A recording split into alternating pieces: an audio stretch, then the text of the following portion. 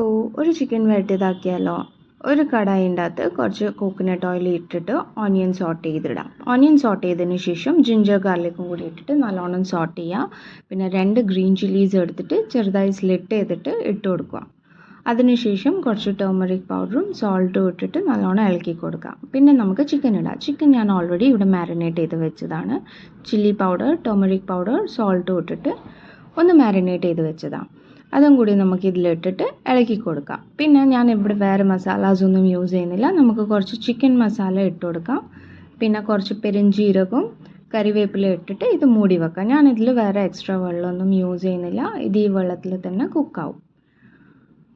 അങ്ങനെ കുറച്ച് കഴിഞ്ഞിട്ട് നമുക്ക് ഇതൊന്ന് തുറന്ന് നോക്കുമ്പോൾ ഇതിൽ ഓൾറെഡി കുറച്ച് വെള്ളം ഉണ്ടാവും. ആ വെള്ളത്തിൽ തന്നെ ഇത് നമുക്ക് വറ്റിച്ചെടുക്കാം. വറ്റിക്കുമ്പോൾ നമുക്ക് കുറച്ച് കുരുമുളക് പൊടി ഇട്ട് കൊടുക്കാം. പിന്നെ കുറച്ച് കൊറിയാൻഡർ ലീവ്സും ഇട്ടിട്ട് നമുക്കിതെടുക്കാം. ഇത് ചപ്പാത്തിൻ്റെ കൂടെ ആയാലും ശരി, ചോറിൻ്റെ കൂടെ ആയാലും ശരി, അടിപൊളി കോമ്പിനേഷനാണ്. Please try. Thank you.